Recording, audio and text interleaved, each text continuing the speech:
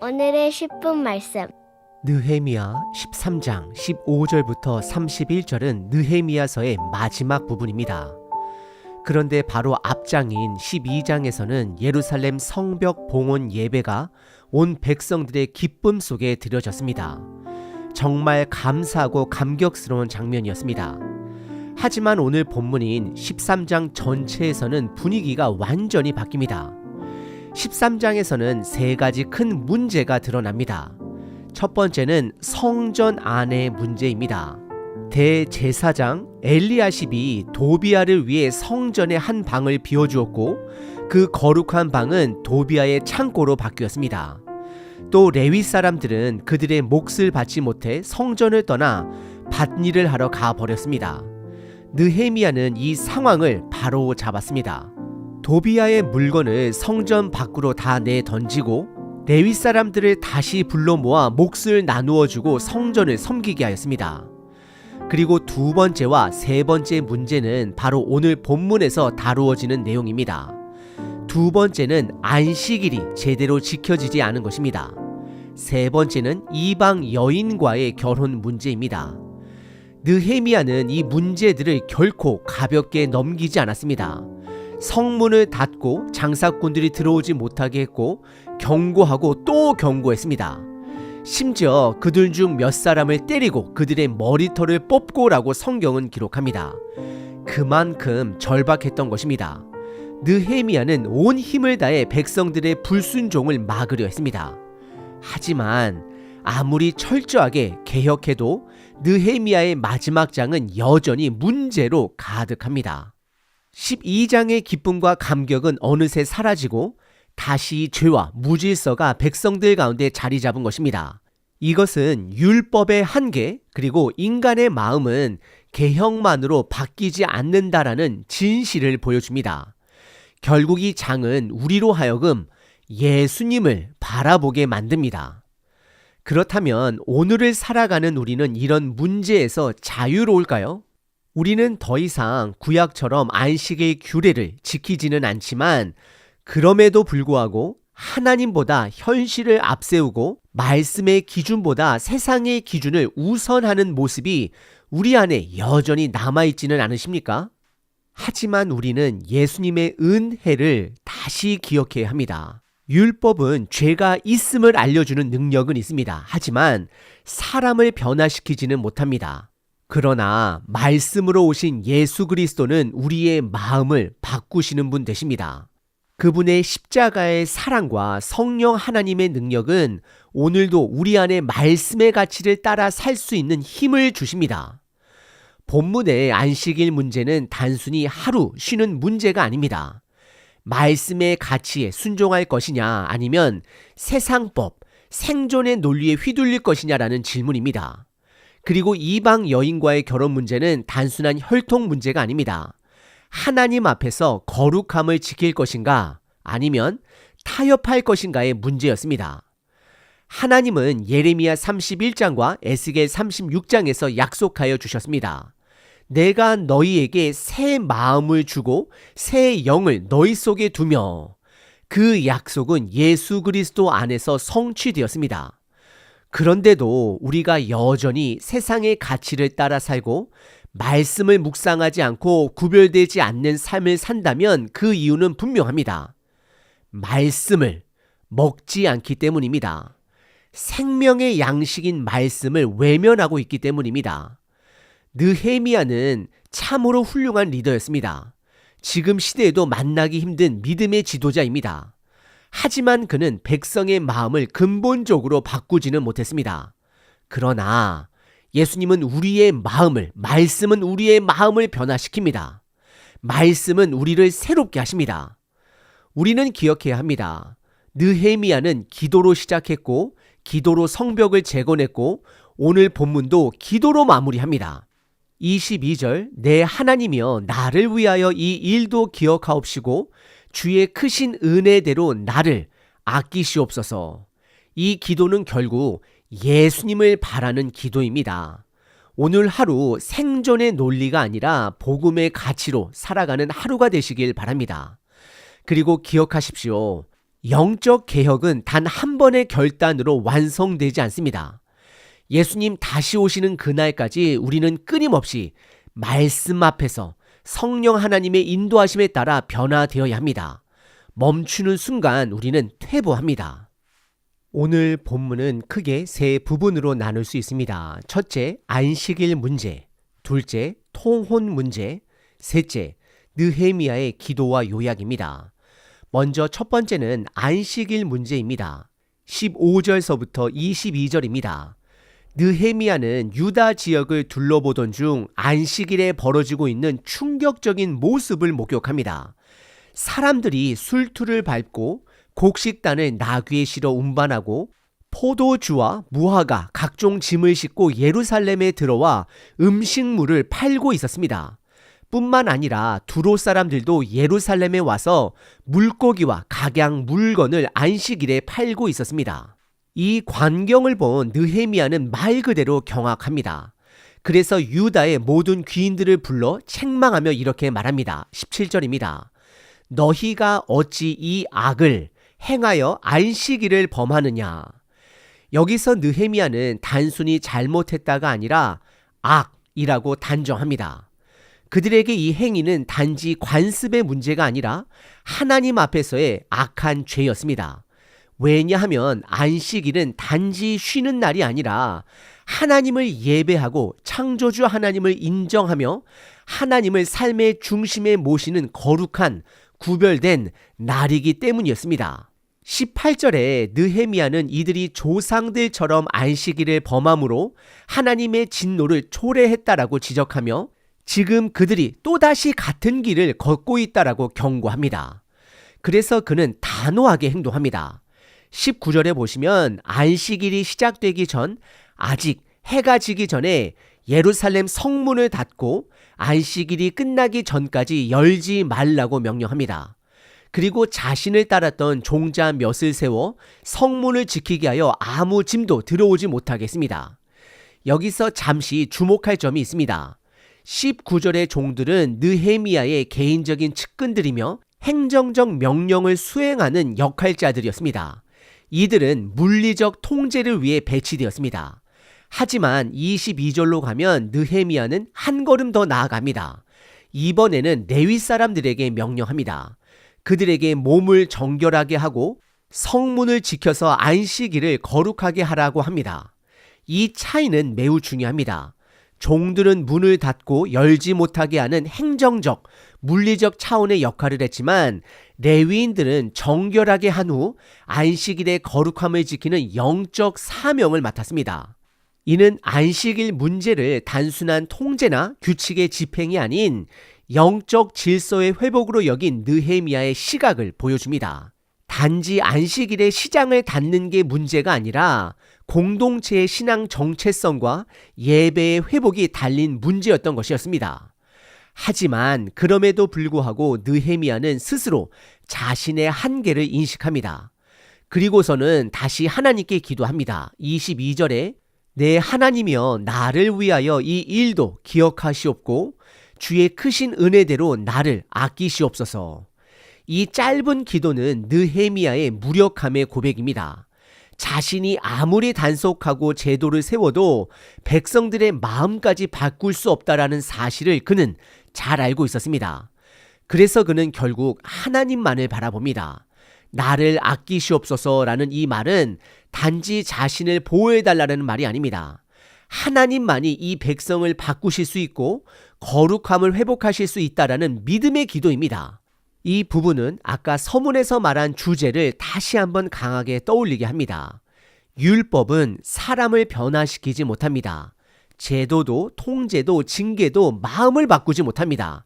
하지만 복음은 다릅니다. 예수 그리스도의 은혜는 사람의 마음을 새롭게 만드십니다. 예수님은 마태복음 12장에서 인자는 안식일의 주인이다라고 말씀하셨습니다. 예수님은 안식일 규례를 폐하지 않으셨습니다. 오히려 그 참된 의미를 완성하셨습니다. 예수님 안에서 우리는 행위로 안식일을 지키는 것이 아니라 그분 안에서 참된 쉼을 누리는 삶, 하나님을 중심에 모시는 예배의 삶을 살아가게 되었습니다. 우리의 삶 전체가 안식일이 되는 것입니다. 느헤미야가 문을 닫고 백성들을 경고하고 레위인들을 세웠지만 결국 완전한 안식은 예수님 안에서만 이루어집니다. 말씀 안에 거해야 합니다. 우리 역시 현실과 생계의 논리 앞에서 말씀을 따를 것인가, 세상의 가치를 따를 것인가 라는 갈림길에 매일 서 있습니다. 그럴 때마다 우리는 안식일의 주인이신 예수님을 바라보며 그분 안에서 참 쉼과 거룩함을 누리는 삶으로 나아가야 합니다. 세상의 가치가 아닌 말씀을 따라야 합니다. 두 번째 본문은 통혼 문제, 곧 이방 여인과의 결혼에 관한 이야기입니다. 23절부터 28절입니다. 23절에 그때에 내가 또 본즉, 이 표현은 앞서 15절에서도 사용되었던 표현과 똑같습니다. 그때에 내가 본즉이라는 표현은 느헤미야가 연이어 발견한 심각한 문제들을 순차적으로 해결해가는 장면입니다. 안식일 문제에 이어 이번엔 가정 안에서의 영적 위기를 보게 된 것입니다. 무슨 일이 벌어졌습니까?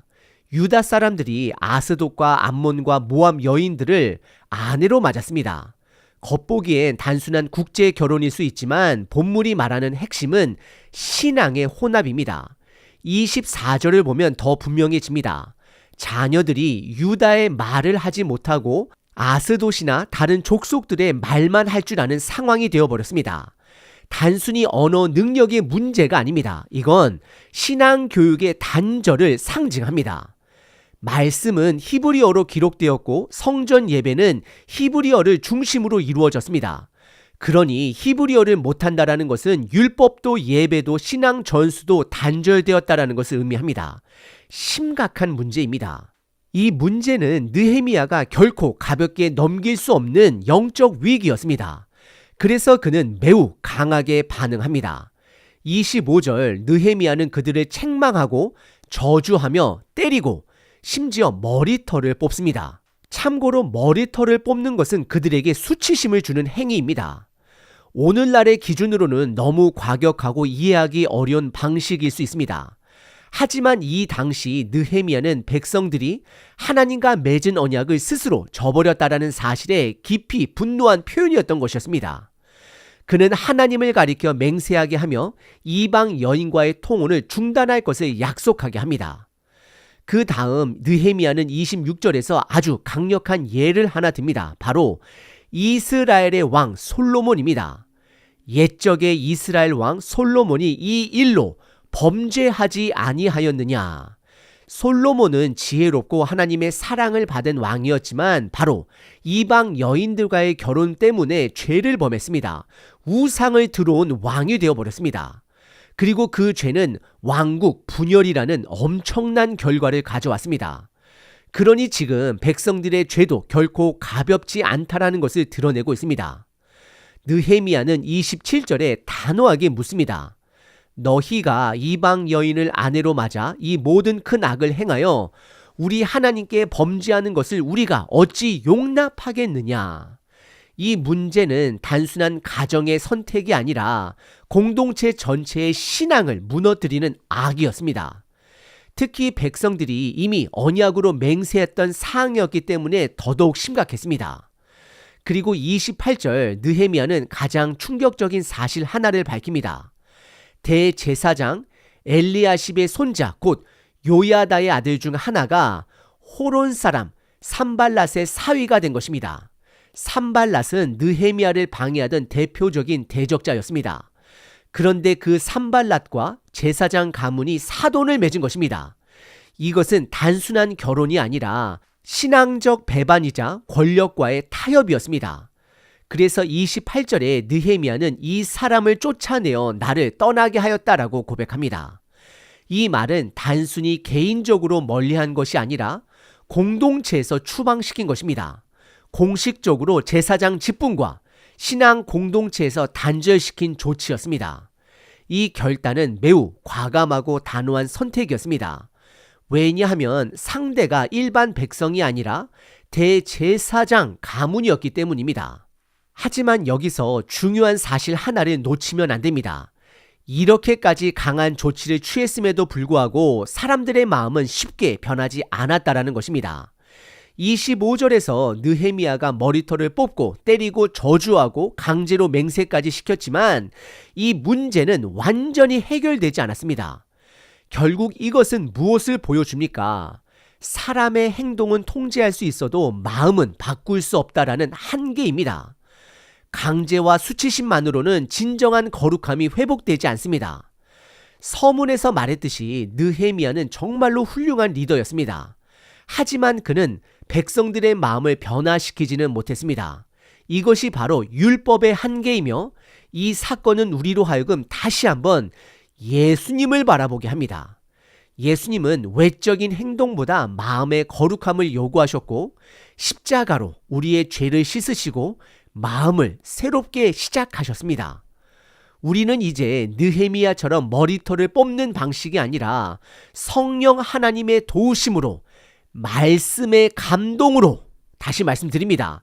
말씀의 감동으로 마음에서부터 거룩함을 회복해야 합니다. 이제 세 번째 본문은 느헤미야의 기도와 그의 개혁을 정리하는 결론 부분입니다. 29절서부터 31절입니다.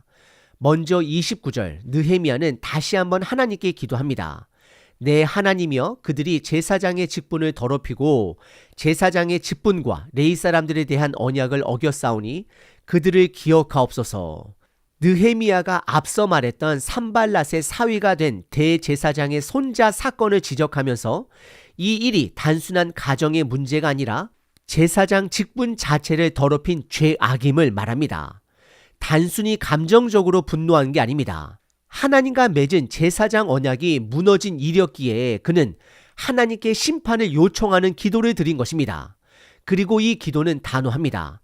자신의 판단이 아닌 하나님의 기준으로 이 일을 기억해달라, 정의롭게 처리해달라고 간구한 것입니다. 이 기도는 결국 느헤미야의 깊은 영적 책임감을 보여줍니다. 그 다음 30절과 31절, 느헤미야는 자신이 해온 종교개혁의 핵심 조치를 정리합니다. 먼저 그는 이방 사람들을 떠나게 하여 정결하게 했고 제사장과 레위 사람들의 반열을 회복시켰습니다.